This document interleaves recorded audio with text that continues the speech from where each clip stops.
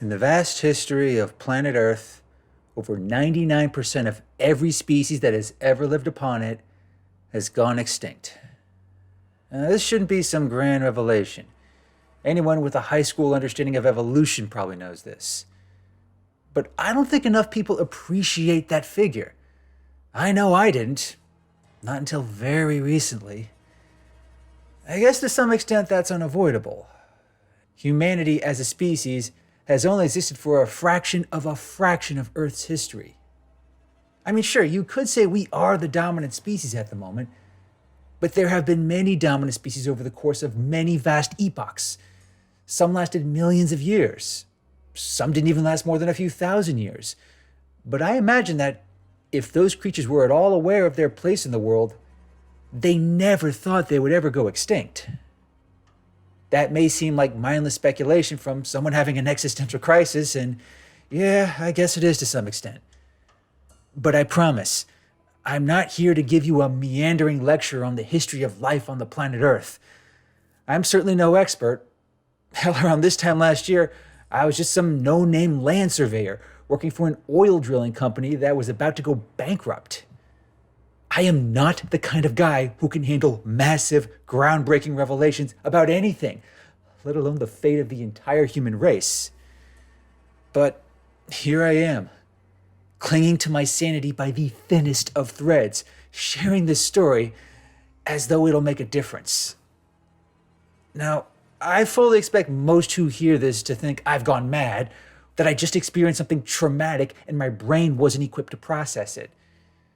But even if that's half true, I still know what I saw. I know what I experienced. And everyone and everything currently living on this planet, they have to hear this. Because it's going to affect them, regardless of whether they believe me or not. You see, I did not get into my line of work to uncover dark existential secrets about the universe. I've always been the kind of guy who just prefers keeping to himself. I won't say it was never a problem, but it worked for me. I never felt too lonely or anything. And yeah, I did have friends and loved ones. But for the most part, I just enjoyed my peace and quiet more than most. And I guess it was that kind of mentality that made surveying land an ideal occupation for me. Because land, rocks, and everything on top of it, it tends to keep to itself. You'll find a lot of peace and quiet just studying and exploring it. And that's how I felt whenever I went hiking through the trails of my old rural hometown. I even managed to make that a marketable skill by studying geology and earth science. I honestly didn't mind spending days on end in remote locations, studying rock formations, measuring soil compositions, and mapping general topography. You'd be amazed just how much oil companies are willing to pay you just to evaluate empty stretches of land, hoping to find the next big source of revenue. So, for a guy like me, it really was a dream job. I also like to think that I did that job fairly well. After college, I worked for a number of drilling companies, learning the business, gaining experience, and developing a solid reputation. Eventually, I got a chance to work for this big company that paid me handsomely for detailed analysis of these new oil fields in Mexico and South America. And before long, I was well on my way to early retirement. I'd even made some early preparations. I bought this big plot of land in the Midwest, and I started renovating an old farmhouse on the lot, hoping to turn it into my own personal sanctuary, far from the many problems of this crazy world we live in. But then, one night, I got a call from this struggling Canadian drilling company. They were on their last legs financially.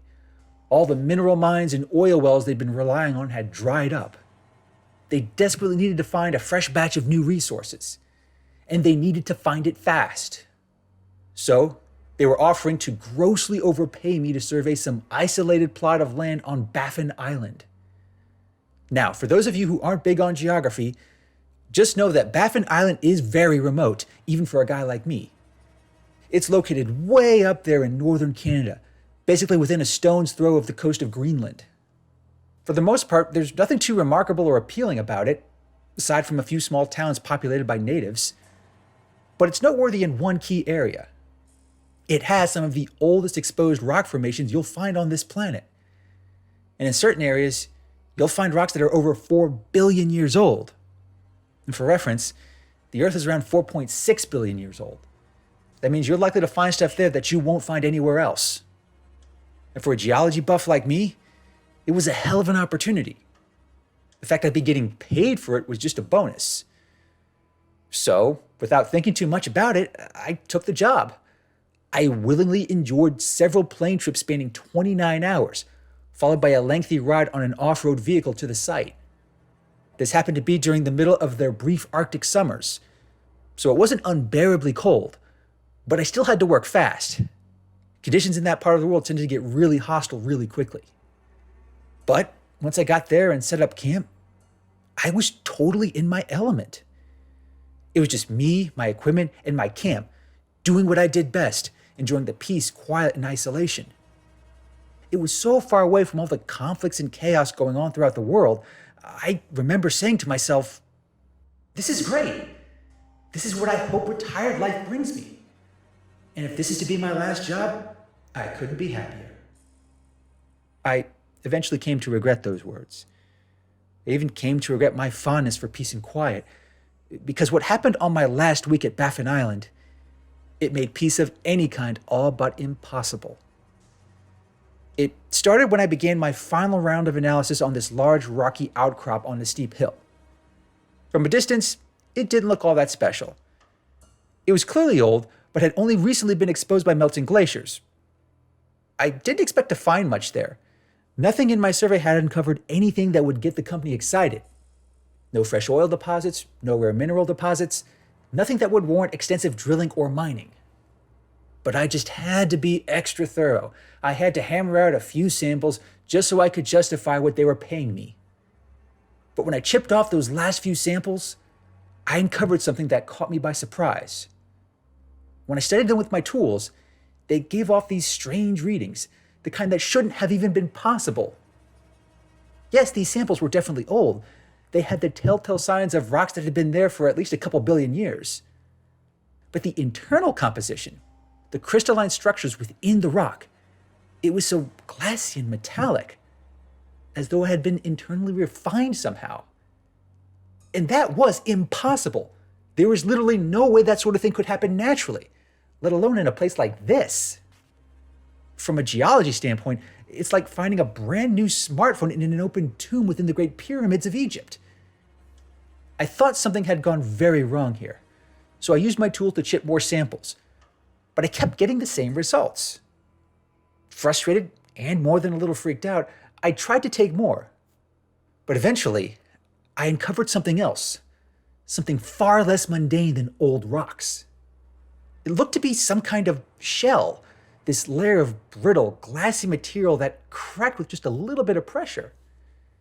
It kind of reminded me of old drywall, which rapidly crumbled once exposed to the elements.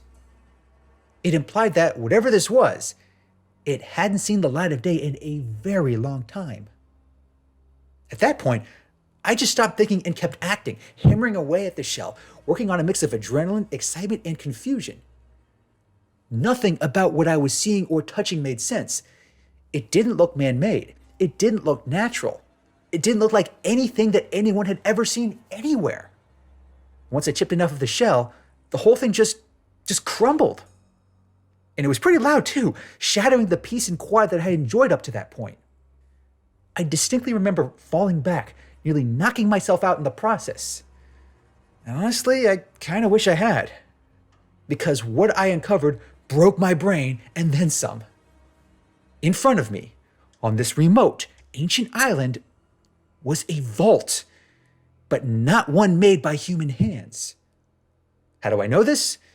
Just picture the entrance to a bank vault. Then make it 10 times bigger. Make it out of some material that no human has ever forged at any point in history. And then mark it with these etchings that resemble grooves in a record, causing the whole thing to shine in the Arctic sun, like this big, shiny, impossible monstrosity. At first, I kept rubbing my eyes, first from disbelief, and then from the brightness of the sun reflecting from the surface. Once I convinced myself that I was not hallucinating, I approached the vault door and touched it with my hand. Now, it should have been freezing cold given the conditions, Or maybe it should have been hot given the beaming sun. But instead, it was warm. Not in the way that a cup of coffee was warm, but in the way something alive was warm. That was when my excitement and confusion turned to fear. My next instinct was to run. Just run back to my camp, gather my gear, and get the hell off that island. But the vault seemed to react to my presence. Just by touching it, just by being near it, I activated something. I don't claim to know what it was, but the vault opened itself. And before my eyes, this strange metal parted as though it were made of fabric. And all I could do was just watch in disbelief and keep rubbing my eyes, hoping against all hope that I was just going crazy. But this was all too real. I could not deny what I was witnessing. I also couldn't bring myself to run away. And once the vault opened far enough, my curiosity superseded my fear. And against every single sane instinct I had, I went inside. I only had this high-powered flashlight that I used for cave surveys. But this place, it was no cave. Caves are formed by natural processes. And this place, it was so smooth, polished, and organized. Whatever had created it, there was purpose and intent behind it. That kept me more curious than terrified. So I ventured deeper. And I noticed that the deeper I went, the warmer it got. Now remember, this is the Arctic. Anything above zero is considered balmy in this part of the world. But eventually, it got to a point where it felt like a hot summer day. That further convinced me that there was something alive in this place. I don't know what it was, or even if it was safe to approach. But I kept following the warmth. Eventually, I arrived in what I can only describe as the heart of the vault. And no, I'm not being metaphorical. The place I entered, this chamber buried deep within this ancient rock formation, it was like being inside the body of a living thing. The air felt so thick and muggy. The wall, floor, and ceiling was covered in these strange, wire-like structures that resembled blood vessels. Or maybe they were circuits of some kind. I don't know, maybe it was a combination of both. It was still horrifying nonetheless, and I guess it knew I was a foreign invader, because when I shined my light on these structures, they lit up. Not unlike how squids and bugs glow under UV light. The next thing I know, the whole chamber is lit up, and in the process, I see that these circuits, blood vessels, or whatever the hell you want to call them, they were feeding into these pods. They were metallic, just like the vault door. They were also perfectly polished and round, like marble or some kind of large gemstone. And there was more than one, many more. Once the chamber fully lit up, I saw that the floors, ceilings, and walls were covered in them. I also realized this cavern was much bigger than I thought. Just from where I was standing, it looked like it extended for miles. At that point, I was no longer curious. I realized then and there that I should not be in this place, whatever the hell it was. And if there was something inside those pods, I did not want to know. But it was already too late. One of the pods, the one that happened to be closest to me, opened. It didn't hatch or break or anything like that. Just like the vault door, this seam appeared in it out of nowhere, and the material just parted itself. And from this pod, someone emerged. Not something, of that I'm certain. It was someone, and it was also not human. And before I could even take in its form, I heard it speak to me, in perfect English no less. You should not be here. It is not time. I was too stunned and paralyzed to respond. I don't think I moved a single muscle for a good 3 minutes. But this being, this figure, it knew I was there. I wish I could put into words what it looked like. I'm not sure just how accurate my memories are at this point, but I distinctly remember that it had a humanoid look. But it was taller than most humans could ever be. It also had this weird silvery flesh. It did have a head, but I honestly don't know if it had eyes, ears, a mouth, or anything resembling any creature that had ever lived on this planet. But the part that really caught my attention were these branch-like things connecting their bodies. One went into the back of its head, the other went into its abdomen, kind of like an umbilical cord. It was glowing with the same vein-like structures connecting to the pods. I even think I saw it throb, as though it were alive or something. But I didn't have the time or the capacity to figure out how it worked. When I did manage to start moving again, I ended up falling flat on my butt. Yeah, it's exactly as inept as you're picturing right now. But that just made the being in front of me look even more imposing. When it finally stepped out of its pod, it effectively cornered me. I still don't know if it was angry, surprised, or just annoyed. But even if it didn't have a human face, it still figured everything out, even without me saying anything. I understand now. A lone Homo sapien, colloquially known as human. This is troubling. This particular variant of primate should not be at this point, capable of uncovering our nest. The implications are clear. Our ascension is almost upon us. I still don't know if it was talking to me itself or some other presence I wasn't aware of. It certainly didn't seem threatened by me personally, but it saw my very presence as a signal of sorts.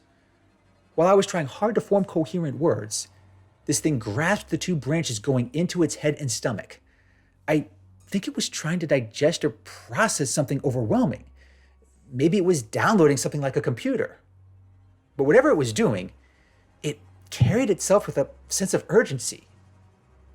After eons of incubation, we're so close.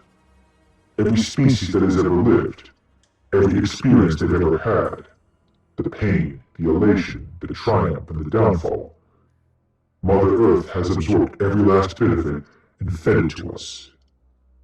Each species is a test, a vehicle for surmising knowledge, information, and capabilities. They may go extinct, but what they reveal, that knowledge is ours to cultivate. It almost sounded excited, like it was learning all of this in an instant. I even noticed it start to grow, becoming bigger and more imposing before my very eyes. It must have been around 9 feet tall before it finally stabilized. But I still felt its gaze, and eventually, it started focusing on me. But you humans, you are the ones disrupting this process. Your dominance as a species, your intelligence, adaptability, and resilience, it is too much. You are putting Mother Earth at risk. You are hurting her, our celestial mother, with your dominance. This cannot continue. You cannot be allowed to dominate for much longer. At that point, I felt threatened, as well as incredibly vulnerable. I imagine this must be what a mouse feels like when it finds out where it is on the food chain. This thing, it knew what humanity had been doing to the planet during their brief existence. It probably knew I had been contributing to it with my job. If it ended me there, it probably would have had a good reason. But it didn't. I still think it was processing more information. It also revealed the full extent of what I uncovered. Mother Earth herself created us during her birthing pains, sheltered us in this nest, the womb from which her children would emerge. She protected us from the upheavals of time and change. She connected us to her and to every creature that evolved within her domain. She's been preparing us, molding us to learn from every species, from every epoch. So when she purges herself of the life that has tainted her, we will rise. We will take over as the last dominant species. At that point, I'd heard enough. I remembered how evolution worked. I knew what happened when a new dominant species emerged in any environment. And this thing claimed to be the next and final dominant species. And I seriously doubted it would be too accommodating to humans, no more than a hungry wolf was accommodating to a sickly squirrel. So, I ran. I just got up and ran, not knowing at all if this thing would chase me, seal me inside, or do some other horrible thing that I couldn't even imagine. Now, does that make me a coward? Maybe. But I'm beyond caring now. All I know is I got out of that place. Not because I was cunning, crafty, or strong. I was allowed to leave. That's the only logical explanation. I still felt the gaze of that figure. I still felt the warmth of that chamber. This nest that the creature claimed was willingly created by Earth. Now, was that code for something? Did it imply that the Earth itself was alive? And everything that had unfolded over the past 4 billion years was just one elaborate act of preparation? I'm still afraid to contemplate the answers to those questions. All I know is that once I ran out of that vault, it closed behind me. I don't know if it hid itself again. I didn't even look back as I grabbed my gear, got in my truck, and drove back to the town where I flew in. Everything that happened after that, it's just been one long nightmare. Ever since then, I've been dealing with night terrors, PTSD, panic attacks, and this never-ending dread that what I uncovered might have doomed the entire human race as well as all life on this planet. My grip on my sanity is increasingly fragile. I fear I won't be able to manage it for much longer. I've been stuck in my house, afraid to leave or even look out the window for more than 5 seconds. But I'm sharing this story as a testament and possibly as a warning, not knowing whether or not it's already too late. So this is likely to be my last act before I can no longer trust my own mind. Whether or not anyone believes me, I can't control that. I can only share what I've experienced. I won't claim to know what or even if that vault will open in the near future. I just know that once it does, mankind will no longer be the dominant species on this planet. And if that doesn't worry you enough, I'll end this by repeating the last thing I heard that being say as I escaped. You cannot run from us. You cannot hide from us. We are the products of 4 billion years of evolution. The strengths of every species that have ever lived on this planet. Every weakness and shortcoming purged through extinction. We are the endgame of Mother Earth. We are the ultimate apex predator. You think humanity is so evolved? Nearly every species that has ever lived on this planet has gone extinct. So, what's one more?